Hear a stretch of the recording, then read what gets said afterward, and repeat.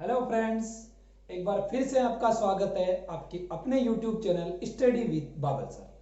दोस्तों, आपके अपने YouTube channel study with Babal sir का परिवार लगातार बढ़ता जा रहा है और दोस्तों बढ़कर ये 1K के आसपास अपना परिवार पहुंचने वाला है। 950 सब्सक्राइबर हो चुके हैं। इतना स्नेह और विश्वास जताने के लिए आप सबका बहुत बहुत धन्यवाद देना चाहूंगा। दोस्तों, आज मैं आपके लिए जो क्लास लेके आया हूं वो लेके आया हूं राजस्थान हिस्ट्री की क्लास। राजस्थान हिस्ट्री की जो दोस्तों क्लास है, राजस्थान हिस्ट्री में आर्ट एंड कल्चर का जो टॉपिक चल रहा था दोस्तों, मैं थोड़ी सी बात करता हूं अपने कि जो आर्ट एंड कल्चर यानी कि जो कला और संस्कृति था, इसके अंदर स्थापत्य कला पोर्शन था। राजस्थान के दुर्ग कंप्लीट कर चुके थे, राजस्थान के महल कंप्लीट कर चुके थे। एक राजस्थान हिस्ट्री का टॉपिक, राजस्थान का एकीकरण अपन ने कंप्लीट कर लिया था। एक दोस्तों टॉपिक चल रहा था अपना सामाजिक कुरीतियां। राजस्थान के इतिहास में जो प्रचलित थी सामाजिक कुरीतियां, मैंने कहा था अपन तीन चीज पढ़ने वाले हैं। अपन तीन चीज पढ़ने वाले हैं, सामाजिक कुरीतियां, रीति रिवाज, प्रथाएं। ठीक है, मैंने बताया था तीनों में डिफरेंस भी आपको मैं पहले वीडियो के अंदर बता चुका हूं। कुरीतियों में, रीति रिवाज में और प्रथाओं में क्या डिफरेंस है। ठीक है, सारी चीजें डिस्कस कर चुके हैं। मैंने कहा था सबसे पहले अपन स्टार्ट करेंगे सामाजिक कुरीतियां। दोस्तों, हिस्ट्री जो है, हिस्ट्री के बारे में एक लाइन कही जाती है कि history is very very very बेवफा, शाम को पढ़ा सुबह उठते ही सफा। अगर वो चीज आपके साथ नहीं हो कि हिस्ट्री बेवफा नहीं बने आपके लिए, तो दोस्तों आपको करना क्या है कि आपको डेली के डेली जो चीज पढ़ो उसको रिवाइज करना है। जितनी भी चीज पढ़ ली अपन ने, 4-5 टॉपिक जो भी पढ़ लिए, डेली के डेली एक बार उसका ओवरव्यू लेना है आपको। तो आप हिस्ट्री 5 से 20 दिन में अंदर आपकी इतनी स्ट्रांग हो जाएगी ना कि आपको हिस्ट्री में डर की बजाय इंटरेस्ट आने लगेगा। ठीक है, क्या आने लगेगा? इंटरेस्ट आने लगेगा। तो आपको यह चीज विशेष ध्यान रखनी है। अब देखिए, सामाजिक जो कुरीतियां थी उसके अंदर मैं आपको 5 कुरीतियों के बारे में पढ़ा चुका था। सबसे पहले देखा था अपने सती प्रथा, दूसरा देखा था अपने महासती, महासती, चौथी देखी थी अपन ने कन्यावध, और पांचवी अपन ने देखी थी डाकण प्रथा। देखो, सुनना, देखो मेरी बात सुनना। ये 5 अपन पढ़ चुके थे, जिसके अंदर मैंने कहा था कि जो सती प्रथा है वो बहुत ही इंपॉर्टेंट थी। ठीक है, सती प्रथा के बारे में अपन ने देखा था। ठीक है, कि सती प्रथा क्या थी कि अपने सतीत्व की रक्षा के लिए जो पति की मृत्यु के बाद पत्नी द्वारा क्या कर लेना, आत्मदाह कर लेना, उसकी चिता के साथ बैठकर अपने जीवन का त्याग कर देना, वो क्या करती सती प्रथा। फिर मां सती, महासती, कन्यावध, डाकण प्रथा। सारों ने कब कब रोक लगी थी, क्या क्या रोक लगी थी, सारी की सारी इंपॉर्टेंट चीजें अपन इसके अंदर पढ़ चुके थे। ठीक है, पहले वीडियो के अंदर।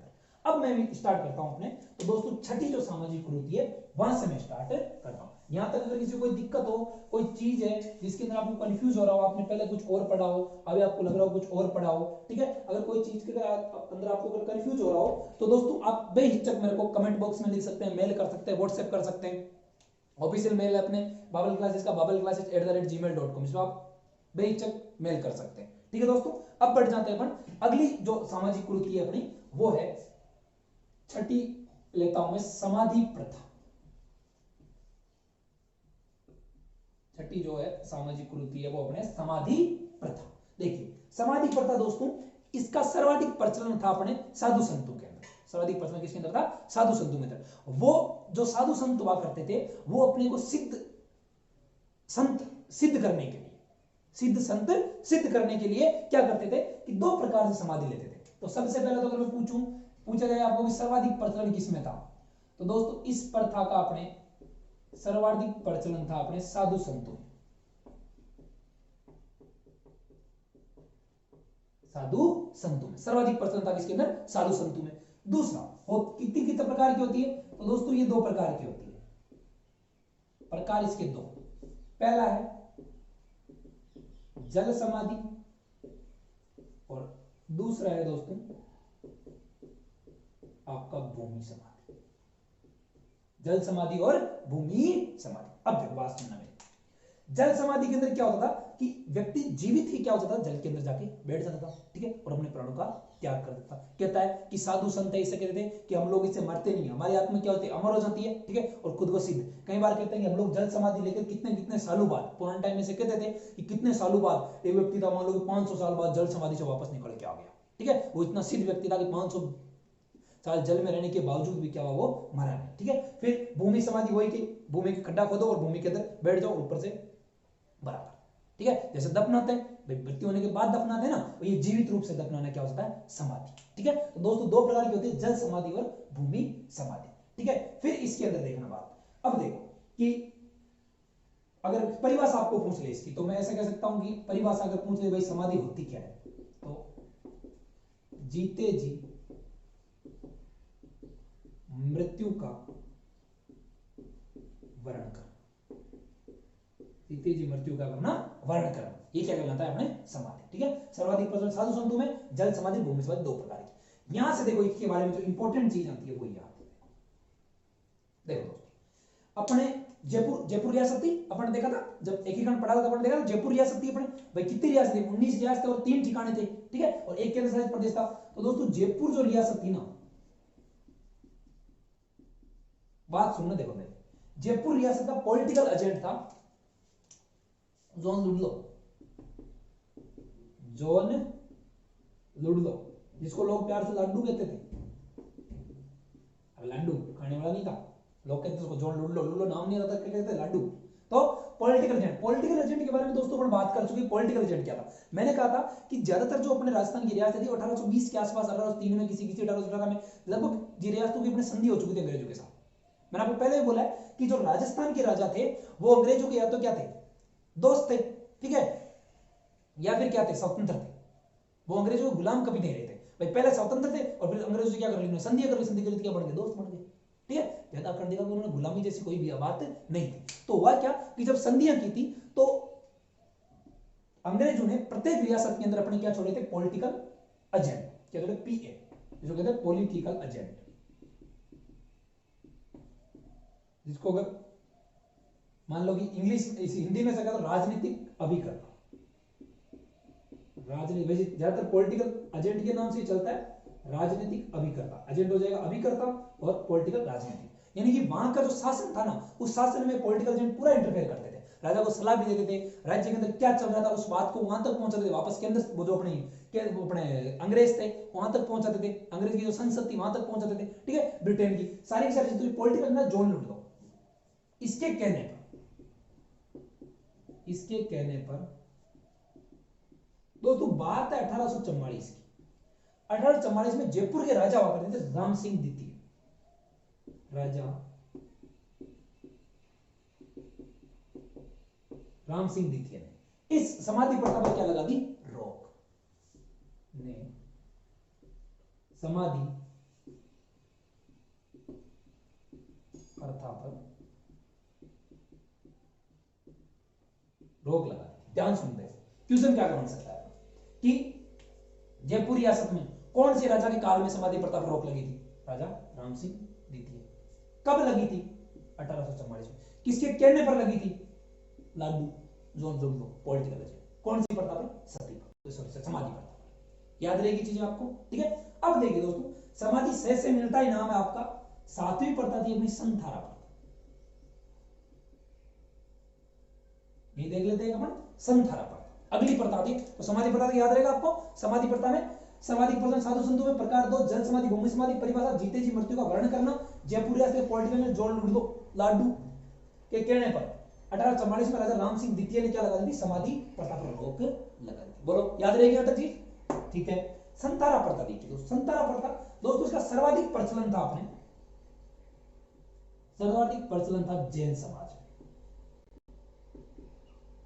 हालांकि अभी भी है, बहुत ही मतलब ऑफिशियल रूप से नहीं है, लेकिन कहता है कि अभी भी जैन समाज में इसका प्रचलन है। ठीक है, कितना है क्या है उस चीज में अपन को नहीं जाना है अभी भी ऐसा कहते हैं, ऑफिशियल नहीं है तो अपन ऑफिशियल नहीं बोल सकते कि है कि नहीं है, लेकिन पहले प्रचलन था किसमें, जैन समाज में। ठीक है, होता है क्या संतारा,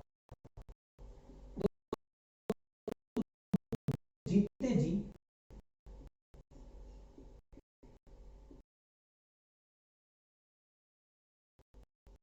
अन्न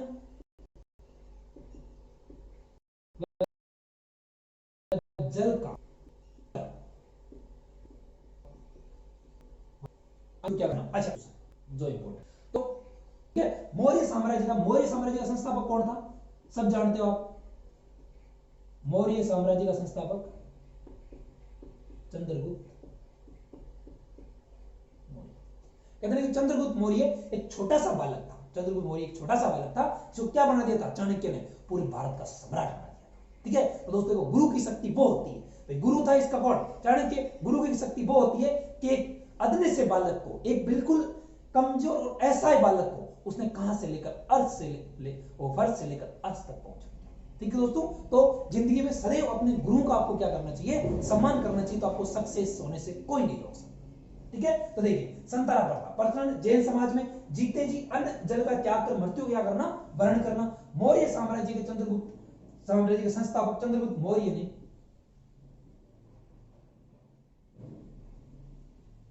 इसी प्रथा द्वारा अपना शरीर छोड़ा था। अगर आपको लाइन नहीं दिख रही नीचे तो आप देखो, मौर्य समाज चंद्रगुप्त मौर्य ने इसी प्रथा द्वारा अपना क्या छोड़ा था, शरीर छोड़ा था। ठीक है दोस्तों, तो यहां तक की चीज आपको क्लियर है, इसमें कोई डाउट हो दोस्तों? डाउट हो तो बिल्कुल दिमाग के अंदर नहीं ना, कोई भी आपका क्वेश्चन हो, कोई एग्जाम में नया क्वेश्चन मिले आपको, मेरी कोशिश ये रहती है कि लेटेस्ट एग्जाम तक आए हुए या पुराने जहां से भी एग्जाम में क्वेश्चन बचते सारे के सारे आपको जब टॉपिक पढ़ाऊं तो मैं कवर करूं। मेरे वीडियो की यही खास विशेषता है कि आपको कंटेंट बहुत ही बढ़िया मिलने वाला है। ठीक है, क्योंकि कम से कम ऐसे मान के चलो कि 8-10 बुक में से कुछ भी नहीं छोड़ना, पुराने पेपर पूरे देख के पूरी अच्छे से स्टडी करके उस पर फिर मैं आपके लिए कंटेंट तैयार करता हूं। आपको तो बनाया बनाया मिल रहा है, आपको तो सीधा खाना है। ठीक है, तो यहां तो कोई डाउट नहीं है। दो प्रथा हो गई अपने, समाधि प्रथा और संतारा प्रथा। ठीक है, तो इसको आप स्क्रीनशॉट लेना चाहो तो स्क्रीनशॉट ले सकते हो, फिर अपन बढ़ जाते हैं आगे। तो स्क्रीनशॉट ले लिया होगा आपने, अब देखिए बढ़ते हैं अपन आगे। देखिए अगली जो दोस्तों प्रथा है, तो दो प्रथाएं क्लियर है आपको, अपने थी एक तो समाधि प्रथा और अगली थी अपने संतारा प्रथा। अब देखिए अगली जो प्रथा है अपने 5, 6, 7 हो गई, अपने 8वीं जो प्रथा है दोस्तों वो है त्याग प्रथा। त्याग प्रथा। अब देखिए दोस्तों, इस प्रथा का जो सर्वाधिक प्रचलन था, पहले मैं सर्वाधिक प्रचलन बताता हूं आपको दोस्तों। सर्वाधिक प्रचलन था मारवाड़ के क्षत्रिय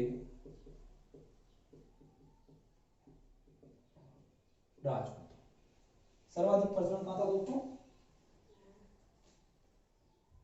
अपने सर्वाधिक प्रचलन था मारवाड़ के क्षत्रिय राजपूतों में। ठीक है, अच्छा अब आप पूछोगे सर पहले बताओ होती क्या। दोस्तों होता क्या था कि 3 जातियां, चारण, राव या भाट, तीसरे थे ढोली या राणा। ठीक है, 3 जातियां थे, कौन कौन सी, चारण, राव या जिनको कहते थे भाट, और ढोली या जिनको कहते थे राणा। ये जो दोस्तों तीनों जातियां थी, पहले चारण क्या थे, तो दोस्तों चारण थे वो राजपूत राजाओं के दरबार में रहते थे और राजपूत राजाओं को वीर रस में क्या सुनाते थे, कविता। वीर रस में कविता सुनाते थे चारण। भाट या ढोली जो क्या रहते थे, राजाओं की बाद में सामान्य लोग भी वंशावली रखने लगे थे, राजाओं की वंशावली रखते थे। ठीक है, होता क्या था दोस्तों कि इस प्रथा के द्वारा सर्वाधिक जो है वो वे थे सर्वाधिक कन्यावत। याद करो जहां अपन ने कन्यावत पढ़ा था, मैंने कहा था कि सबसे ज्यादा इसके लिए कौन सी प्रथा जिम्मेदार थी, तो वो थी त्याग प्रथा। मैंने कहा था मैं आगे बताऊंगा वहां पर आपको। आगे यहां पर देखो, चारण, राव, ढोली और राणा ये क्या करते थे दोस्तों, तीनों जो जातियां थी, जब भी कोई राजा है अपनी लड़की की क्या करता, शादी। अपनी लड़की की जब शादी करता तो जैसे ही घर पे उसके जो दरवाजे पे क्या आती, डोली आती। लड़की की जब डोली आती शादी होने के लिए, तो ये जो तीनों जातियां दोस्तों ये क्या करती थी, रास्ता रोककर खड़ी कर देती थी। रास्ता रोककर खड़ी हो जाती। अब क्या साहब खड़ी हो जाती तो केवल रास्ता रोक खड़ी होती दोस्तों, ये तीनों जातियां मुंह मांगी रकम मांगती थी। क्या मांगती थी, मुंह मांगी रकम मांगती। अब मुंह मांगी रकम मांगती तो कुछ भी मांग लो, मुंह में मांग लिया तो कुछ ही मांग लिया। ठीक है, तो जैसे कि ब्लैंक चेक है, मैं इस पे सिग्नेचर करता हूं, जितना भरना अमाउंट उतना भर लो।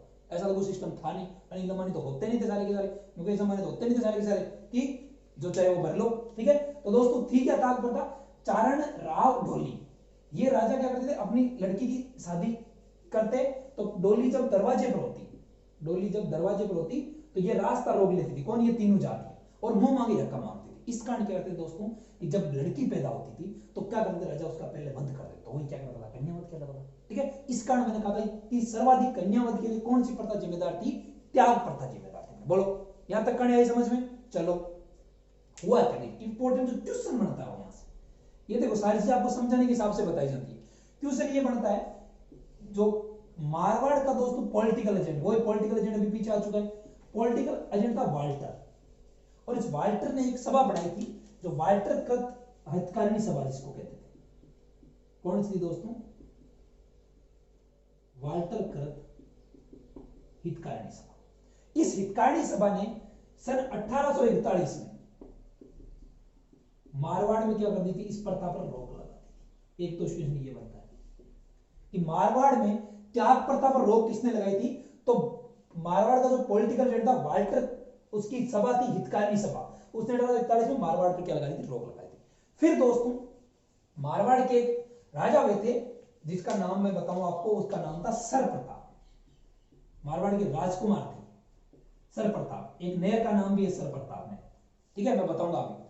सर प्रताप थे दोस्तों, ये जो राजा तखत सिंह के बेटे थे, ये तखत सिंह जी थे अपने जोधपुर के महाराजा, यानी मारवाड़ के महाराजा थे तखत सिंह जी, उनके बेटे थे सर प्रताप। फिर हालांकि इन्होंने ईडर में साम्राज्य किया, मतलब ईडर में इन्होंने जो अपना राजा भोग किया था, और जो जयपुर के राजा राम सिंह द्वितीय थे ना, जिन्होंने किस पर रोक लगाई थी भी, पीछे आया था आपके समाधि प्रताप है। ठीक है, उनके अंडर उन्होंने क्या किया था, प्रशिक्षण प्राप्त किया था। सर प्रताप ने सन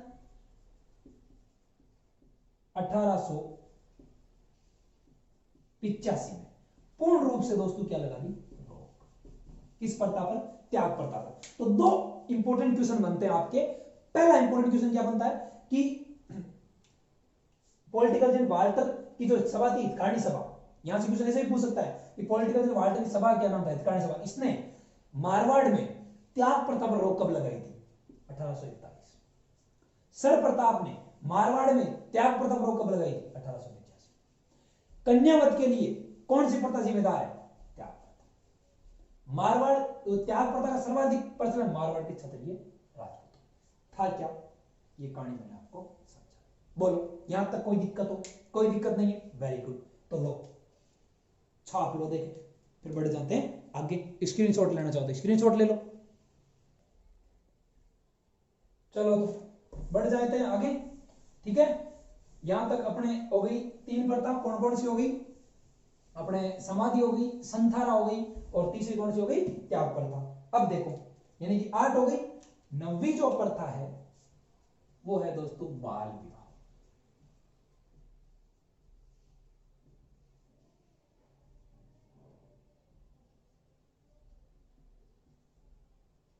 चाइल्ड मैरिज।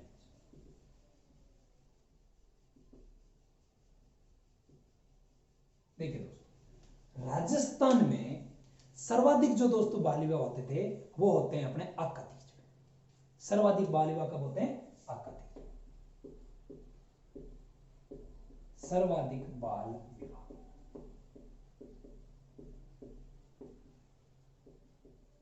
अक्का तीज में, जिसको शुद्ध हिंदी में कहते हैं अपने अक्षय तृतीया पर। अच्छा, अब बाल विवाह होते क्या है वो बताने की जरूरत है नहीं।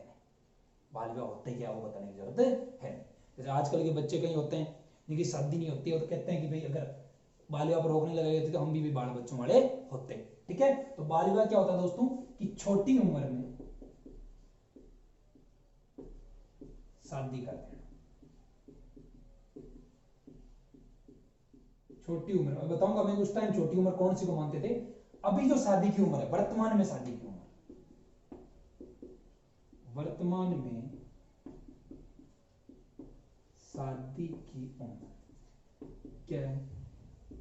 लड़का 21 और लड़की 18। पहले ये कम थी, पहले कमती एक्ट बना था शारदा एक्ट। अभी देखेंगे अपन वर्तमान में ये कंडीशन है, वर्तमान में अगर इससे कम पे उम्र में अगर लड़की की शादी 18 साल से पहले और लड़की की अगर 21 साल से पहले की जाती है तो वो किसके अंदर आते हैं, बाल विवाह के अंदर आते हैं। ठीक है दोस्तों, कई लोग बाल विवाह के शिकार होते हैं, ठीक है, जिनके मुंह तय गए होंगे, तो मैं समझ सकता हूं उनका दर्द। छोटी उम्र में शादी कर देना, ठीक है, सर्वाधिक बाल विवाह अक्का तीज पर होता है, अक्षय तृतीया। अच्छा, अक्का तीज आती कब है, तो ये चीज मैं आपको बताता हूं दोस्तों। अक्का तीज जो अपने आती है वो आती है वैशाख शुक्ल तृतीया, वैशाख शुक्ल तृतीया। अभी अन्य में ये वैशाख शुक्ल तृतीया पर क्या आती है दोस्तों, अक्का तीज, वैशाख शुक्ल तृतीया। कृष्ण और शुक्ल दो पक्ष होते हैं महीनों के, अपने त्योहार वगैरह पढ़ेंगे तब मैं डिटेल में आपको समझाऊंगा। कृष्ण पक्ष होता है 15 दिन का, शुक्ल पक्ष होता है, अमावस क्या होती है, पूर्णिमा क्या होती है। ये कई लोग होते हैं, ज्यादातर जो पढ़े लिखे लोग होते हैं उनको दिक्कत होती है इनमें। चैत्र वैशाख ज्येष्ठ श्रावण भादो कार्तिक मिक्सर पोमा फागुन, इनमें गड़बड़ हो जाता है मामला उनका। कैसे हो जाता है वो अपन आराम से बिल्कुल धीरे धीरे डिटेल में डिस्कस करेंगे। पहले देखिए तो बाल विवाह, सर्वाधिक बाल विवाह कहां होते हैं, अक्का तीज। ये भी क्वेश्चन पूछा जाता है, छोटी उम्र में शादी कर देना, वर्तमान में शादी की उम्र ये थी दोस्तों। देखिए तो बाल विवाह क्या दिक्कत क्या होती है दोस्तों, कि बाल विवाह की कई बार तो ये होती है कि कहते हैं कि वर्तमान में जो डाइवोर्स रेट बढ़ रही है, यानी कि जो अपने तलाक की जो रेट बढ़ रही है उसके पीछे बाल विवाह की जिम्मेदार है कहीं ना कहीं। ठीक है, छोटी उम्र में जब बच्चे समझदार नहीं होते हैं तब उनकी शादी कर देते हैं, फिर उनको मान्य नहीं होता है, ठीक है, तो फिर दिक्कत होती है। सर्वप्रथम इस प्रथा को रोकने का प्रयास, एक तरह से सामाजिक कुरीति है, रोकने का प्रयास किसने किया था दोस्तों, सम्राट अकबर ने प्रयास किया था, रोक नहीं पाया था। प्रयास किया था बेचारे ने, रोक नहीं पाया था। मैं कहता अकबर खुद का बाल विवाह हुआ था लेकिन फिर बेचारे ने प्रयास तो किया। ठीक है, सामाजिक कुरीति एक तरह से। ठीक है, कि छोटी उम्र में स्पेशली लड़कियों को दिक्कत होती है जब उनकी पढ़ने लिखने की खेलने की उम्र होती है तब उनकी शादी कर दी जाती है। ठीक है, उनको ससुराल भेज दिया जाता है जब उनको बहुत सारी दिक्कतों बहुत सारी समस्याओं का सामना करना पड़ता है। ठीक है, इस कारण बाल विवाह को सामाजिक कुरीति। अभी तो हालांकि गवर्नमेंट ने अच्छा खासा रूल भी बना रखा है वर्तमान में। ठीक है, राजस्थान में ले लो चाहे भारत में ले लो, अगर बाल विवाह होता है तो आप शिकायत करो, शिकायत करो तुरंत वो पुलिस पहुंचती है, रुकाया जाता है, उनके घर वालों को पाबंद किया जाता है। ठीक है, कि आप 18 साल से पहले लड़की की शादी नहीं करोगे, उसको अच्छी एजुकेशन दोगे, अच्छे संस्कार दोगे, सारी चीजें। ठीक है, ताकि इससे क्या दोस्तों अपना सामाजिक और सांस्कृतिक जो ढांचा है ना वो बना हुआ रहे। ठीक है, क्योंकि सामाजिक देखो भारत की पहचान क्या है, सामाजिक और सांस्कृतिक ढांचा। उसमें राजस्थान की सबसे बड़ी पहचान यही है कि सामाजिक और सांस्कृतिक ढांचा। अगर सामाजिक और सांस्कृतिक ढांचा ही चैलेंज हो गया और उसको वही बिगड़ गया तो फिर अपने जो संस्कार है या जो अपना मतलब ऐसे कहूं मैं अपना राज्य है, जो अपना समाज है, उसको बचाना फिर मुश्किल होगा। तो सामाजिक और सांस्कृतिक ढांचे को बचाए रखने के लिए चीजें जरूरी है कि ऐसी चीजें ना हो। ठीक है, या जहां भी हो तो वो कम से कम उनको रोका जाए। फिर सर्वप्रथम इस प्रथा को रोकने का प्रयास दोस्तों किसने किया था, मुगल सम्राट अकबर। ठीक है, जो कि अपने भारत का सम्राट भी इसको कह सकते हैं। ठीक है, अब देखिए दोस्तों आगे जो इंपॉर्टेंट जो क्वेश्चन बनता है अपना यहां से बनता है, अजमेर के प्रसिद्ध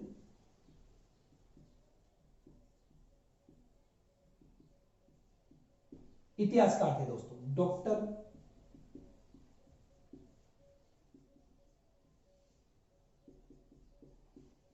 हरविलास साहब। प्रतिष्ठित इतिहासकार भी थे और मैं कह दूं भाई अच्छा काम किया उन्होंने, समाज सुधारक भी थे। अजमेर के प्रसिद्ध इतिहासकार और समाज सुधारक थे डॉक्टर हरविलास साहब, जिन्होंने बनाया था शारदा एक्ट, किसके रोकने के लिए, बाल विवाह के लिए, 1929 में बनाकर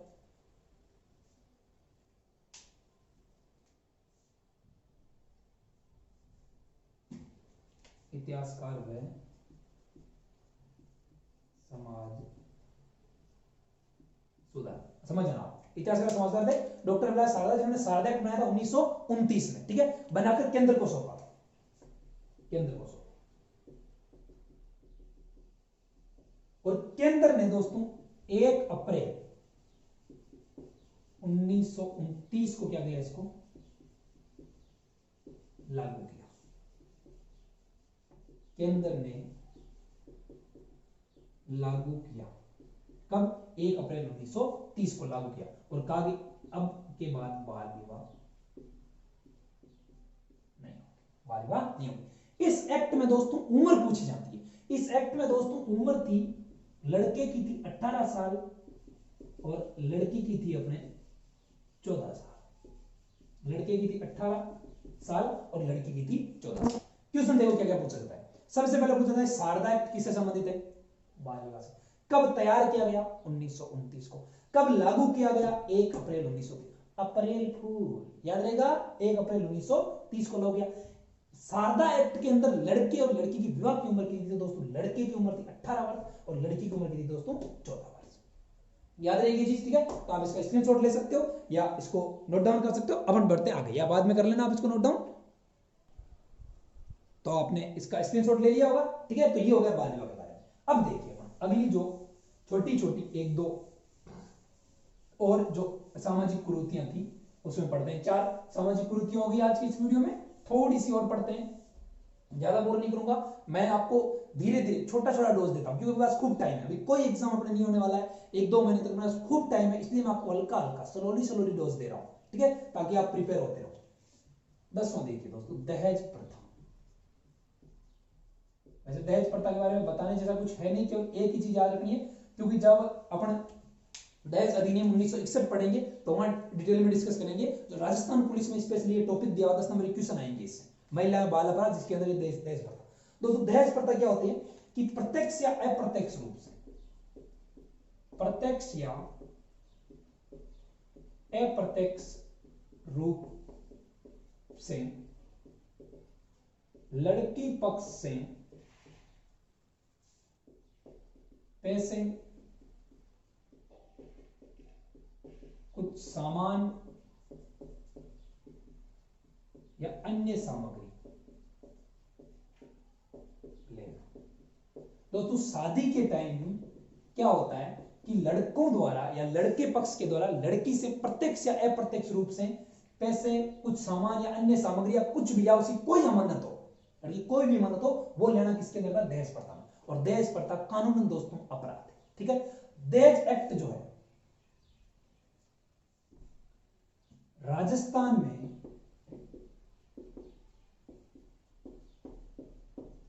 दहेज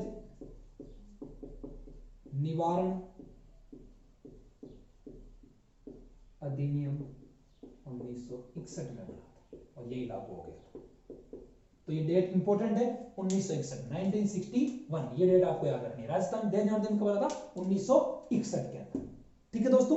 तो ये हो गया अपने किसके बारे में? दहेज। वहां पर डिटेल में डिस्कस करेंगे, अभी केवल आप यहां पर इतना ही याद रखिए। अब देखिए अगली प्रथा, डावरिया प्रथा। शुद्ध मारवाड़ी में इसको कहते हैं डावड़ी, डावड़ी कहते हैं नॉर्मल लड़की को। तो दोस्तों क्या होते थे कि पहले बड़े बड़े राजा महाराजा जब शादी करते थे तो अपनी लड़की के साथ में एक लड़की और साथ में भेजते थे, ठीक है? किसी गरीब की लड़की को साथ में भेजते थे, वो लड़की ताउम्र, उसकी शादी भी नहीं होती थी, उसको वो सारी की सारी जो उसके अधिकार थे वो नहीं मिलते थे उसको, ताउम्र उस लड़की के ससुराल में रहना पड़ता था, उसके साथ में उसकी सेवा करनी पड़ती थी, उसकी और उसके ससुराल वालों। तो दोस्तों दावड़िया प्रथा कहते हैं कि बड़े बड़े राजा महाराजा शादी के समय अपनी लड़की के साथ कोई कुंवारी कन्या बेचते थे। ये प्रथा दोस्तों क्या कहलाती है? डावरिया प्रथा। बड़े बड़े राजा महाराजा शादी के समय अपनी लड़की के साथ कोई कुंवारी कन्या बेचते थे, ये प्रथा क्या कहलाती है दोस्तों? डावरिया प्रथा, ठीक है दोस्तों? फिर देखिए अगली, तो यहां तक कर लोगे आप, ठीक है? फिर देखिए अगली है, बाद में एक और देख लेते हैं अपन, पड़दायत प्रथा, ठीक है? पड़दायत प्रथा। दोस्तों ये दोनों कंफ्यूजिंग वाली चीज है, डावरिया प्रथा और पड़दायत प्रथा, ठीक है? तो ये है क्या? देखिए दोस्तों, जो राजपूत राजा हुआ करते थे,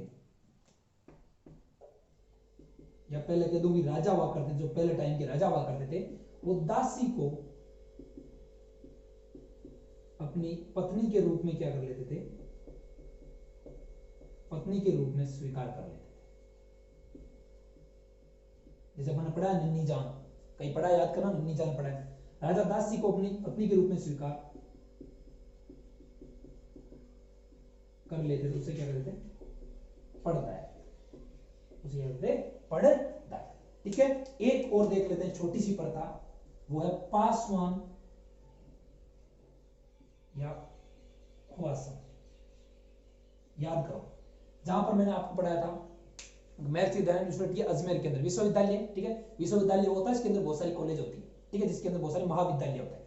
यूनिवर्सिटी है, उस यूनिवर्सिटी मैंने कहा था उसके जो संस्थापक थे महर्षि दयानंद जी के नाम पर वो है। महर्षि उनकी कहां जोधपुर में मृत्यु हो गई थी, ठीक है, कहां पर हुई थी याद करो, जब मैंने महल पढ़ाया तब आपको पढ़ाए थे, ठीक है, रातरड़ा पैलेस के अंदर तब पढ़ाया था, ठीक है। तो उनकी पासवान थी नन्ही जान, ठीक है, उनकी वजह से दोस्तों क्या होता था कि राजपूत राजा दासी को, मैं बोल देता हूं, लिख लो, राजपूत राजा दासी को पहनने के लिए गहने कपड़े वगैरह देते थे और फिर उसको अपनी पत्नी के रूप में स्वीकार करते थे, वो क्या कहते हैं, पासवान और ख्वासन। पड़दायक प्रथा ये थे कि दासी को अपनी पत्नी के रूप में स्वीकार करते थे, ठीक है, उसमें पत्नी के रूप में स्वीकार करते थे, इसमें पत्नी के रूप में स्वीकार नहीं करते हैं, केवल पहनने के लिए कहते थे, इसको अपने गहने कपड़े वगैरह देते, यानी इलीगल वाइफ के रूप में रखते थे, वो कहते थे पासवान और ख्वासन। इसको लीगल रूप से स्वीकार करते, वो कहते थे पड़दायक। डावरिया, राजा महाराजा शादी के समय अपनी लड़की के साथ कोई कुंवारी कन्या भेजते थे, ये प्रथा कहते थे डावरिया। दहेज प्रथा आपको क्लियर है, ठीक है दोस्तों। 13 जो है अपने इसके अंदर जो 13 जो प्रथाएं हो गई है, ठीक है। आज की क्लास अपन इतने करते हैं, देखाने में टाइम अपना हाफ एन आवर। दोस्तों मैं धीरे धीरे चीजें इसलिए ले रहा हूं ताकि आपको एक साथ लोड नहीं बढ़े, चीजें आप धीरे धीरे याद करते जाओ और बिल्कुल दिमाग में से सेट करते जाने। सबसे पहले अपना सती प्रथा, मार सती, महासती, कन्यावध, डाकण प्रथा, 4 तो 5 तो वो पढ़ ली थी, छठी पढ़ने पड़ी थी क्या आज की जो स्टार्ट की क्लास। सबसे पहले समाधि प्रथा, ठीक है, फिर उसके बाद में अगली कन्यावध, ठीक है 7, और उसके बाद में अगली जगह थी पढ़ने, फिर उसके बाद में हो गया था ना दहेज प्रथा, डावरिया प्रथा, अच्छा संतारा प्रथा देखा था उसके बाद में, फिर अपने दहेज प्रथा, डावरिया प्रथा, पड़दायक प्रथा और पासवान, ठीक है। पहले 4 तो ये हो गई, आज कितनी पढ़ी है पढ़ने, बस 8 पढ़ ली, 4 ये हो गई थी, एक अपनी त्याग प्रथा हो गई थी, संतारा प्रथा हो गई थी, समाधि प्रथा हो गई थी, तो याद रहेगी सारी की सारी चीजें, ठीक है। तो और बाल विवाह कोई कहता सबसे ज्यादा कौन होता है, अक्षय तृतीया। ये क्वेश्चन पूछा हुआ दोस्तों एक बार एग्जाम के अंदर, थर्ड ईयर टीचर के अंदर क्वेश्चन पूछा हुआ है कि बाल विवाह सर्वाधिक कब होते हैं राजस्थान में, तो अक्षय तृतीया में। फिर पूछ लिया आगे अक्षय तृतीया कब है, ठीक है, तो अपने जो वैशाख शुक्ल तृतीया को क्या मनाई जाती है, अक्षय तृतीया, ठीक है। तो यहां तक चीज लीजिए दोस्तों। आपका जो ये YouTube चैनल है, इस YouTube चैनल पे अपने सारी की सारी क्लासेस स्टार्ट कर दी है अपन ने। बोर्ड क्लासेस 10th और 12th के लिए, जल्दी अपन 11th के लिए, 12th क्लास की केमिस्ट्री है जिसकी क्लास 1 2 4 5 10 दिन के लिए होल्ड पे रहेगी, उसकी जगह अपन 12th क्लास की मैथ्स जल्द ही लेकर आने वाले हैं, ठीक है। तो दोस्तों आप कॉम्पिटिटिव एग्जाम की तैयारी कर रहे हो, अपने छोटे भाई बहन वगैरह कोई भी अगर मान लो कि अपने 10th और 12th बोर्ड के, तो वो YouTube चैनल को आप दिखाओ, सब्सक्राइब कराओ, शेयर करो, लाइक करो अपने दोस्तों के साथ, सब उसका फायदा ले सके, ठीक है। लॉकडाउन चल रहा है, घर के अंदर रहे, सेफ रहे। आज के लिए इतना ही करते हैं, थैंक यू।